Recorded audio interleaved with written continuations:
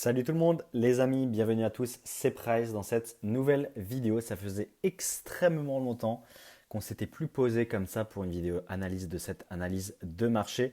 On se retrouve aujourd'hui pour le dernier set entre guillemets emblématique du format bord jaune Wizards de l'époque, bien entendu en français puisque en anglais vous allez avoir Gym Heroes et Gym Challenge qui le complètent. Vous savez bien entendu de quel set on parle aujourd'hui, de Neo Destiny. Donc vous me l'avez demandé, redemandé, redemandé, nous y voilà enfin. Ça fait très longtemps que je n'ai pas touché aux valeurs PCA 9,5 et PCA 9 de ce set en édition 2. En édition 1, comme ses compères, Neo Révélation et Neo Discovery, les cartes sont tellement rares que je ne pense pas faire une vidéo ni analyser quoi que ce soit sur le marché, encore une fois, du 9, très très très proche du 9. Donc des prix, etc., etc. Savoir que les populations sont ridiculeusement faibles. Et puis également à savoir que ces cartes sont simplement introuvables, donc ça ne appelle pas ça une collection. Je vous l'avais déjà dit et répété, de toute façon vous avez l'habitude sur la chaîne, hein. C'est Papy Price, Papy Gâteau qui se répète sans arrêt. Mais il faut que ça rentre. Ce sont des cartes qui ne sont absolument pas collectionnables finalement. Bien tant que mal, même si vous avez le budget aujourd'hui, c'est pas ça l'important, c'est simplement de les trouver. Donc à moins d'avoir été là extrêmement à l'avance, les 7 éditions 1, Neo Destiny, Neo Discovery et Neo Révélation, franchement, je ne les regarde même pas. Donc même en édition 2, ça devient super compliqué. Donc voilà, écoutez les amis, on va commencer tout de suite avec Pharamp Obscur en édition 2 de Neo Destiny encore une fois. Savoir que ces populations n'ont peut-être pas été mises à jour, mais quand même, on doit être dans les mêmes ordres de grandeur, pas beaucoup plus. Parce que j'ai du mal à croire que des nouveaux 9 ou 9,5 ont été gradés. Alors aujourd'hui, je pense que n'importe quelle carte en 9,5 de cette série-là doit valoir dans les 500 euros et plutôt 300 euros, toujours le delta, hein, une différence, on va dire, de fois 1,5, un petit peu près, un petit peu plus, 1,6 à 1,7. Donc en général, en moyenne sur ce genre de carte. Nostalfer Obscur est une carte extrêmement appréciée, donc je pense qu'elle peut aller jusqu'à 600 euros en édition 2. Savoir qu'elles sont absolument pas trouvables en 9,5, c'est extrêmement rare d'avoir du 9,5. Peut-être 300, 350 euros en PCA 9 à l'heure actuelle. Les prix sont stabilisés pour les cartes rares comme le set Neo, encore une fois, hein, Neo Genesis, Discovery, Révélation et Destiny. On se retrouve avec des prix, hein, je vais très rapidement scroller en hauteur pour Neo Genesis en édition 1 qui reste entre guillemets un petit peu plus collectionnable que les autres, sur des prix qui n'ont pas trop bougé depuis la fin de la hype, entre guillemets, hein, légère fin. Euh, Comme quoi, toujours, hein, je rappelle, encore une fois, je me répète, hein, Papy Price, Papy Castor, je me répète, la rareté, elle, demeure. Donc, que les époques avancent, viennent, hype, pas hype, la rareté demeure. Vous allez voir tout à l'heure, on va terminer cette vidéo avec le set de base et on va mettre à jour en même temps, puisque je pense terminer cette série sur l'analyse de set, à moins que vous me rappeliez dans l'espace commentaire qu'il y a encore d'autres sets Wizards, et puis vous ferez bien, et puis on verra ce qu'on va faire à ce moment-là. Vous n'hésitez surtout pas à me le rappeler dans l'espace commentaire si vous avez envie d'avoir Aquapolis, Expédition, etc. Mais voilà, donc ce genre de carte à l'heure actuelle, la rareté se conserve, les prix se conservent. On ira voir plus haut ce qu'il en est du set de base. Donc Donfo Obscur, bon, je l'ai déjà vu passer en 9,5, je vais mettre 400 euros.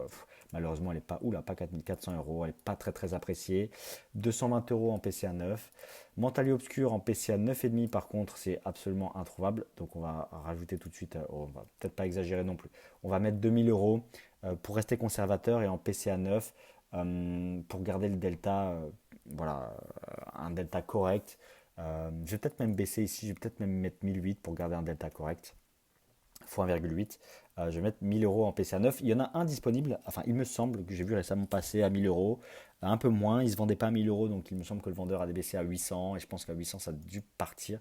Donc voilà, grosso modo, là où on en est pour cette carte-ci, qui est une des cartes les plus recherchées. J'essaie de me dépêcher puis de me concentrer en même temps, puisque voilà, j'essaie de garder en mémoire. Souvent on me demande, mais d'où viennent ces statistiques, etc. Je vous le dis, je vous le répète, la plupart de ces ventes ne sont pas publiques ni sur eBay, ni sur les groupes. C'est de collectionneur à collectionneur, donc j'en ai connaissance. surtout pour le Mentally Obscur par exemple, qui lui par contre en PCA 9 était public. Donc voilà, malheureusement, faut me croire, hein, c'est un marché très ésotérique. Je me répète, c'est très très très particulier. C'est souvent de collectionneur à collectionneur.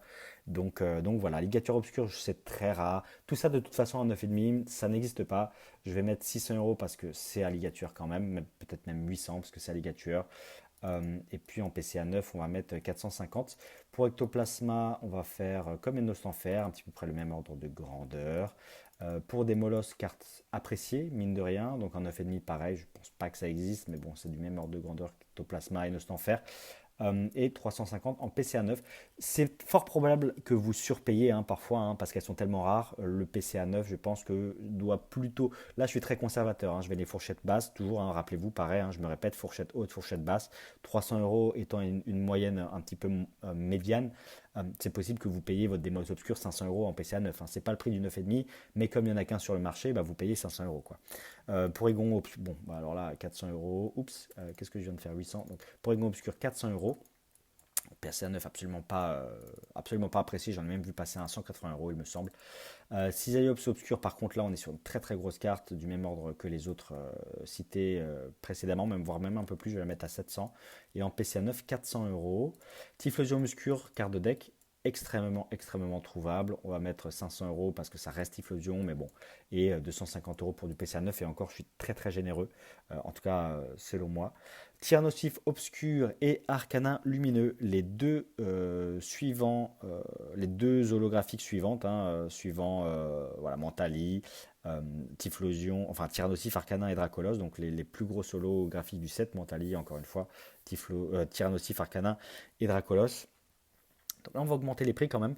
Ça date, comme je dis, ça date de très longtemps, mais je ne pense pas que ça ait si augmenté que ça non plus. Je pense qu'on va faire un 1800 et Arcanin lumineux en 9,5, on va mettre pareil 1800. Je vois mal quelqu'un payer 2000, même si encore une fois c'est une fourchette, donc je me laisse 10% d'écart, donc entre 2000 et 1600.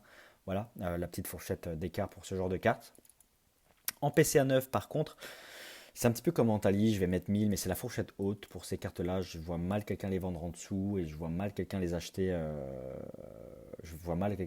Au plus de 1000, pour être très franc avec vous. Je pense pour être conservateur, pareil en PCA 9, ça doit plutôt être 800, 900, quelque chose comme ça. Donc Azumarill, carte de deck, la moins appréciée, ça reste 9,5 en Destiny. Il faut rester respectueux. Je vais laisser 400, même si j'y crois très moyen. Je vais mettre 180 € ici. 180 € pour du PCA 9. Ensuite, Dracolos lumineux dans les mêmes ordres de grandeur que les cartes citées précédemment. Et puis en PCA 9, on va mettre plutôt 800. Je vais même mettre 1006 ici. Voilà. Pour Dracolos lumineux. Excusez-moi. Ensuite, on va passer à Togetic lumineux. C'est une carte appréciée, mine de rien, et très très très difficile à trouver. En 9,5, on oublie, c'est introuvable. Par respect pour la carte, je vais mettre un prix, mais franchement. En 9,5, c'est juste c'est déraisonnable d'espérer d'avoir une carte pareille en 9,5. Neo Destiny est extrêmement fragile, beaucoup de défauts, reconnu pour avoir beaucoup de silvering, beaucoup de défauts d'origine. À moins que vous ayez de la chance et que vous tombiez sur des cartes qui, en fait, excusez-moi, sur des cartes qui, elles, viennent un petit peu près à la fin des années 2000. Sur le même, on va dire plutôt 2003, voilà, 2002, 2003, au moment où Destiny était le dernier set et que Aquapolis Expedition était en production. En fait, Destiny a continué à être produit avec de la qualité de papier et de la qualité de découpe des machines de Aquapolis. Et vous connaissez la qualité d'Aquapolis, donc parfois certains chanceux ont des cartes neuves, vraiment extrêmement neuves de Destiny, puisqu'elles appartiennent à ces print run. Euh, donc voilà, énergie miracle, c'est extrêmement rare, c'est tellement rare, ça me fait de la peine de mettre 500 € en PCA 9,5. Si vous l'avez, ne la vendez jamais à ce prix-là, franchement, gardez-la en 9,5 plutôt que de la vendre 500 €. Mais enfin bon, bref. On passe à ce qui nous intéresse le plus, je suppose, et ce qui vous intéresse le plus dans cette vidéo. C'est pour ça que j'ai un petit peu rushé, on est déjà dans 10 minutes de vidéo, je vois pas le temps passer. Voilà, on arrive tout de suite dans les brillantes, les secrètes, 3 stars, triple star, les cartes secrètes les plus recherchées, les plus appréciées, ce que vous voulez, les légendes vivantes, le Dracofeu brillant, les légendes urbaines, tout ce qui permet à certains collectionneurs d'aujourd'hui de rêver, de continuer à collectionner le Blizzard pour ce genre de cartes en édition 2, en édition 1. J'attendais, en fait, pour vous dire la vérité, cette vidéo, j'attendais que certaines brillantes sortent dans ces genres de grandeur, dans ces ordres de notes 9,5 et 9 avant de la faire. C'est pas une excuse, mais ça justifie aussi mon retard. J'ai enfin vu des cartes brillantes PCA 9 et 9,5 s'échanger entre guillemets pendant cette période un petit peu tumultueuse. Et donc on a enfin des ordres de prix et enfin des ordres de comparaison. Donc on va tout de suite attaquer avec Célèbre Brillant PCA 9,5. C'est une carte qui pour moi en 9,5 ne vaut pas en dessous de 2000 euros. Et en PCA 9, je vais mettre 1200 euros. Voilà, pour cette carte-ci, vous êtes d'accord, vous n'êtes pas d'accord, encore une fois, c'est une fourchette de prix. Ça peut aller à 20% plus haut, donc jusqu'à 2400. Et pareil pour le PCA 9 jusqu'à 1350, jusqu'à 1004 et également jusqu'à 1000 euros si l'exemplaire. N'oubliez jamais, hein, vous n'achetez pas uniquement une note, vous achetez également une carte. Voilà, encore des conseils gratuits comme ça. Hein, j'espère que vous pouvez mettre les pouces en l'air et un petit commentaire. Donc voilà, vous achetez jamais une note, vous achetez une carte, donc vérifiez bien encore une fois les états et puis ça justifie aussi de la fourchette de prix. Dracofeu brillant, lui en PCA 9,5 en édition 2, je vois mal la carte partir en dessous de 5000 euros. Voilà, donc 20%, ça ferait 6 000 pour la fourchette haute et 4 000 euros pour la fourchette basse. Et en PCA 9, en édition 2, je la vois mal partir en dessous de 2 500 euros. Donc voilà un petit peu près pour les ordres de grandeur pour Dracofeu brillant. Les populations sont importantes, n'oubliez pas que c'est mélangé, édition 1, édition 2, et qu'également les langues étrangères font partie, et Dracofeu brillant étant une carte agréablement gradable. Peut-être que certains exemplaires en 9,5 et plus se trouvent être des exemplaires en langage étranger. Donc voilà, pour la petite anecdote. Mais en français, en édition 2, gardez ces chiffres en tête. Si jamais vous voyez ça passer, mais franchement, ça m'étonnerait. C'est tellement. Même à l'époque où j'ai commencé la collection, il y a 2017, donc 5 ans. En tout cas, 2017, j'ai commencé la collection sérieusement. C'est à ce moment-là que j'ai été connu et reconnu pour les brillantes. J'étais un des premiers vraiment à forcer, à vouloir avoir le plus de brillantes possible. Je n'ai jamais trouvé Dracofeu brillant. En fait, je n'ai jamais eu cette carte. Je l'ai trouvé finalement dans donc, l'anecdote de collectionneur hein, que vous trouvez sur ma chaîne avec Tsuku. J'ai acheté cette carte dans sa collection et j'ai réussi à l'obtenir comme cela. Autrement, je n'aurais jamais réussi à mettre la main dessus pour vous donner en 3 ans. Hein, j'ai acheté la collection de Tsuku en 2019. Donc oui, en 2-3 ans de collection, je n'avais jamais réussi à mettre la main sur un Dracofeu brillant dans ces ordres d'état-là, hein, bien entendu, hein, en état 9, 9,5. Calytops brillant en PCA 9,5. Je pense que c'est une carte qui vaut dans les 1800 euros, légèrement moins que Celebi, bien que je la préfère à Celebi personnellement, à titre personnel, et 1000 euros en PCA 9. Je vois mal des brillantes partir à moins de 1000 euros hein, en PCA 9. Bon, Kabutops n'étant pas la plus appréciée, je passe, même si personnellement je l'aime vraiment beaucoup. Vous remarquerez le parallèle avec Genesect brillant de Légende brillante, je vous en dirai pas plus, vous irez regarder ça par vous-même. On continue avec Mewtwo brillant, cette fois-ci je pense qu'en 9,5 on est sur 3000 euros en édition 2, parce que j'ai connaissance d'un édition 1 qui est parti à 6000 euros et quelques, donc x2. Donc ça me paraît pas déconnant. Et là, pareil, on va rester sur quelque chose de conservateur. On va rester sur 1500 euros pour garder un x2 cette fois-ci, un delta, un x2. Hein, pour ce genre de carte, ça justifie. Pour les autres cartes, ça justifie moins. Hein, le frame est moins large hein, pour les autres cartes. Là, pour des brillantes, ça justifie plus puisque 9,5, enfin, ça veut dire c'est juste exceptionnel.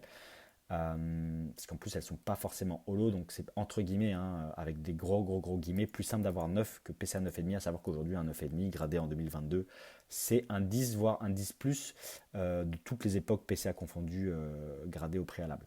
Donc voilà, si vous trouvez un 9,5 de 2022, 3000 euros franchement, c'est juste une qualité plus qu'exceptionnelle. Noirfang brillant, similaire à son homologue Kabutops. Voilà, par respect, je mets 1008, puisque dans cette fourchette de prix, plus 20%, moins 20%, on se retrouve à 2000 euros pour un 9,5, ça ne me paraît pas déconnant non plus. Voilà pourquoi est-ce que je mets ça. Je justifie un petit peu hein, pour que vous compreniez un petit peu la logique qu'il y a derrière. Ensuite, Noirfang brillant, pareil, 1002. Voilà, 1000, on va laisser 1000 comme Kabutops. Encore une fois, hein, petite fourchette de prix. Raichu brillant, très apprécié. On va me la mettre légèrement devant Celebi brillant. Je vais la mettre à 2002 et à 1000. 1002 comme Celebi brillant. en PCA 9. Je la vois légèrement plus quand même, hein. Je la vois quand même partir plus, hein, que Celebi. Elle est moins courante aussi, il faut dire ce qui est, hein, moins courant. Je vais mettre 1004, comme ça garde le même delta un petit peu près que pour Celebi. Voilà, je vais mettre 1004. Je suis justement en train d'essayer de voir pour vendre mon PCA 9. Voilà, c'est les ordres de grandeur. Donc, enfin, pas forcément de la vendre, mais en tout cas de connaître la cote actuelle pour pourquoi pas la mettre à l'échange, etc. Donc, je pense que c'est pas déconnant de garder ces ordres de grandeur là. Stix brillant, j'en ai vu un passer sur les groupes. Bon, la personne abuse. Franchement, je pense pas que ça vaille 3000 euros, 2500 euros. Je pense qu'on est dans les ordres de grandeur plutôt de Kabutops et Noirfang, donc 1008 en 9,5, avec encore une fois un plus moins 20%. Donc ça me paraît correct. On va mettre 1000 euros en PCA 9, toujours parce que je ne vois pas, là je prends la fourchette basse, je ne vois pas cette carte partir à moins de 1000, je vois pas une brillante partir à moins de 1000 euros. De toute façon, c'est clair et net en PCA 9, c'est quasiment impossible. 1000 euros étant vraiment la fourchette très basse, hein. Je dis, je répète, si vous avez ces cartes en votre possession, rajoutez 20% à ces prix. Pour être sûr, pour être safe. Tierne aussi, parce que la vendre moins cher que ce qu'elle ne vaut vraiment, c'est toujours un petit peu dommage, surtout pour ce genre de cartes qui sont extrêmement difficiles à trouver. Donc il faut vraiment, faut pas hésiter à essayer de mettre un petit premium. Et puis on va terminer avant de passer au set de base très rapidement, hein, succinctement, hein. Il y a déjà 16 minutes de vidéo, je ne vais pas vous embêter plus que ça. Je tourne 2 vidéos aujourd'hui en plus pour rattraper mon retard, encore une fois, toujours pareil. Price, hein, le génie qui est toujours en retard. Donc Tiernosif brillant, on va la mettre à 2500 euros. C'est une giga carte, c'est du même ordre de grandeur que Mewtwo. Je vais même mettre 3000 euros, voilà, comme ça je m'embête pas. Et donc oui, voilà, je vais laisser ça comme ça. Je pense que c'est vraiment pas mal. On se retrouve avec quelque chose d'assez intéressant au niveau en tout cas des prix actuels en 2022, à savoir que la hype a vachement baissé, que c'est très calme, on est sur une consolidation là, clairement une marche d'escalier, un plat, hein, sur la courbe, donc on est clairement sur un vrai plat, une consolidation des valeurs, qu'elles soient rares ou pas rares, une consolidation, un ajustement du marché, mais là en tout cas on est sur ce genre de phase et je pense que ça me paraît cohérent. N'hésitez pas à me dire dans l'espace commentaire ce que vous en pensez. Moi en tout cas je pense que on en est un petit peu près là. Si vous voulez, voilà, voilà les prix des boosters à l'époque où je les ai laissés. Donc ça donne forcément envie, hein, on va pas se mentir. Aujourd'hui, on est aux alentours de 800 euros pour le booster Tiernosif, 800 euros pour le booster Celebi, 750 pour Noirfang, 750 pour Togetic en moyenne, pareil, plus ou moins 20%. Personnellement, j'ai payé mes boosters 1000 euros pièce, presque au plus haut de la vague. Voilà, donc on fait tous des erreurs, ça arrive. Grossière erreur de ma part, je le savais, mais bon, voilà, je les voulais.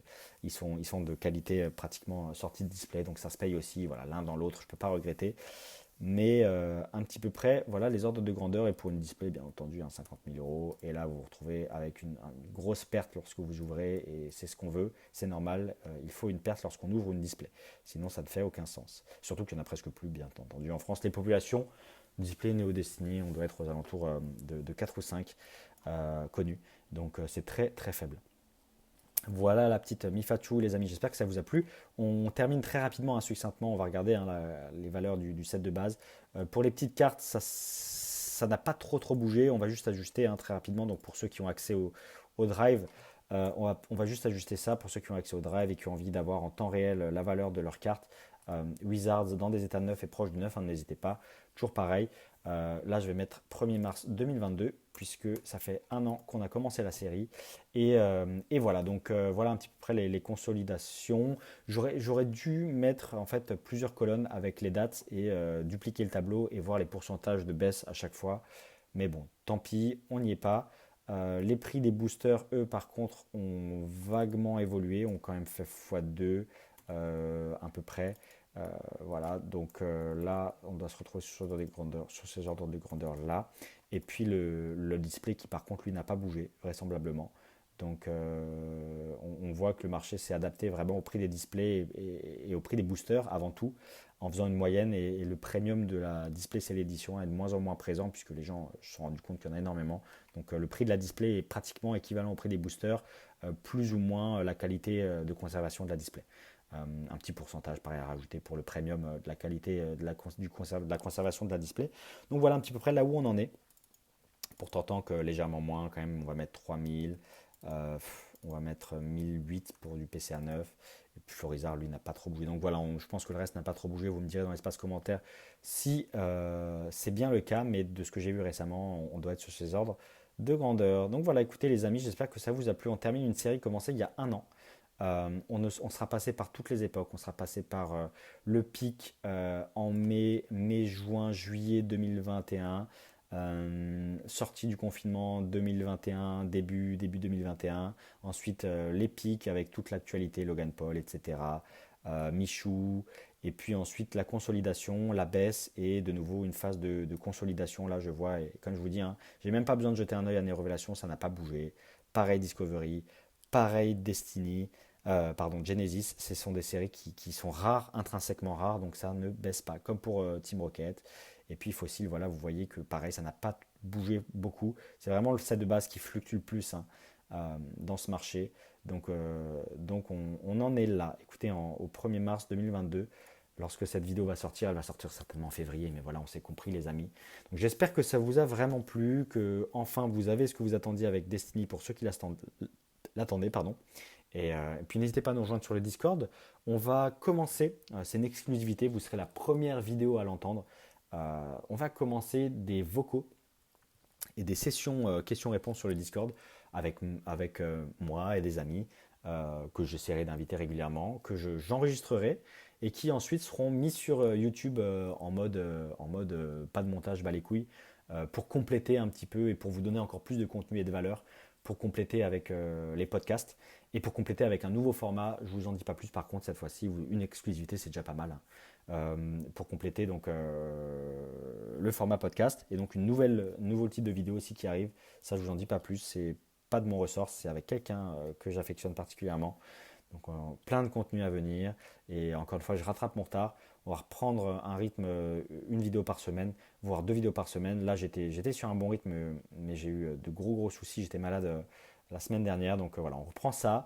J'espère que vous allez bien, que vous vous portez bien. Likez la vidéo, partagez, commentez. Allez sur Discord encore une fois pour nous rejoindre.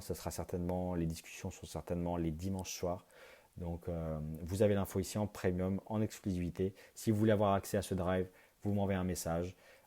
Et puis ça se passe sur Patreon ou PayPal. Merci à tous. Très très bonne continuation. Hein. Ciao à tout le monde et à la prochaine. C'était Price. Ciao ciao.